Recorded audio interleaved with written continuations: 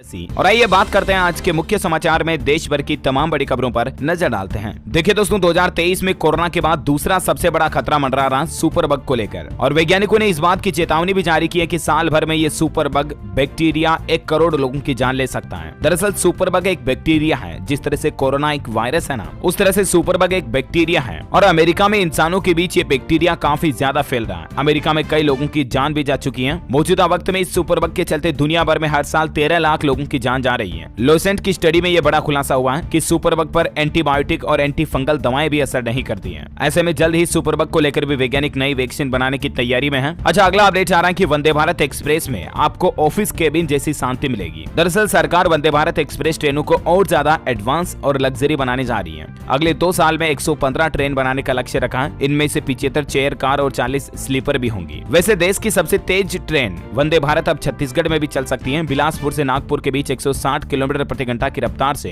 वंदे भारत चलेगी। 11 दिसंबर से ये पटरी पर आ सकती है। इसको लेकर भी तैयारियां की जा रही हैं। अच्छा भाई, राजधानी दिल्ली में नववर्ष के दिन 1 जनवरी के दिन जो शराब के नशे में कुछ लोग एक स्कूटी सवार लड़की को टक्कर मार देते हैं और वो लड़की उनकी कार के नीचे फंस जाती है। उसको 12 किलोमीटर तक वो घसीटते रहते हैं। उस लड़की की बड़ी बेरहमी से जान चली गई और अब इस मामले को लेकर देश भर में बड़ा विरोध किया जा रहा है। यहाँ तक कि दिल्ली के मुख्यमंत्री अरविंद केजरीवाल ने तो कहा कि इन आरोपियों को फांसी दे दी जानी चाहिए। कोर्ट ने 3 दिन की पुलिस रिमांड पर भेज दिया है कार सवार 5 युवकों को। और देश के गृह मंत्री अमित शाह ने भी दिल्ली में लड़की को कार से घसीटने के मामले में सख्त निर्देश देते हुए कहा कि तुरंत इस मामले को लेकर रिपोर्ट सौंपे पुलिस। अच्छा, ऑटोमोबाइल इंडस्ट्री से खबर आ रही कि 1 अप्रैल से बंद हो जाएगी 16 कारें, और इन कारों में होंडा कंपनी की 5 कारें, महिंद्रा की 3, हुंडई और स्कोडा की 2-2 कारें शामिल हैं। यानी कुल मिलाकर के 16 लगभग इस तरह के कारों के मॉडल हैं जिनको 1 अप्रैल 2023 के बाद कंपनियां डिसकंटिन्यू कर देगी। ज्यादातर डीजल कारें बंद करने जा रही है कंपनियां, और इसमें कौन कौन से मॉडल शामिल हैं जिसकी डिटेल भी आप देख सकते हैं। अच्छा दोस्तों, भारत के विकास पर अच्छी खबर आ रही कि मैन्युफैक्चरिंग इक्विटी में पिछले 2 साल में भारत में सबसे ज्यादा सुधार देखने को मिले। पिछले महीने दिसंबर में पीएमआई बढ़कर 57.8 हुआ, जो कि नवंबर में 55.7 था। यानी कि भारत में मैन्युफैक्चरिंग बढ़ रही है। जाहिर सी बात है, मैन्युफैक्चरिंग बढ़ेगी तो ऑल ओवर इंफ्रास्ट्रक्चर बढ़ेंगे, देश में रोजगार पैदा होंगे, देश की इकोनॉमी जीडीपी में ग्रोथ होगी, राइट। वैसे प्रधानमंत्री नरेंद्र मोदी के make in India make for global vision का भी अच्छा असर देखने को मिल रहा है। देखिए, डेटा आ रहा है कि भारत से 45,000 करोड़ से भी ज्यादा स्मार्टफोन का निर्यात हुआ है। यानी भारत हजारों करोड़ स्मार्टफोन एक्सपोर्ट कर रहा है दुनिया में दूसरे देशों को, जिनकी मैन्युफैक्चरिंग भारत में हो रही है। और साल 2023 के लिए मोदी सरकार ने 1 लाख करोड़ रुपए के मोबाइल फोन के निर्यात का लक्ष्य रखा है। और देखिए दोस्तों, द इकोनॉमिक टाइम्स की तरफ से भी एक आर्टिकल छापा गया कल ही कि Apple suppliers created 50,000 direct jobs in India. और एक आर्टिकल में लिखा कि PM's 2023 vision is mobile phone export of RS 1 lakh crore. तो डेटा कहते हैं दोस्तों कि एप्पल कंपनी के आईफोन भी अब भारत में बनना शुरू हो गए ना, तो इससे भी हजारों लोगों को रोजगार और नौकरियां मिल रही है। और यहाँ तक कि आईफोन के बाद अब एप्पल कंपनी भारत में मैकबुक और आईपैड का भी जल्द ही प्रोडक्शन शुरू करेगी। और सरकार भी PLI स्कीम का दायरा बढ़ाने की तैयारी में है। और इससे चीन को बड़ा झटका लगेगा, क्योंकि ज्यादातर एप्पल कंपनी के प्रोडक्ट्स आईफोन वगैरह ये चीन में बनते हैं, लेकिन अब भारत में बनना शुरू हो गए।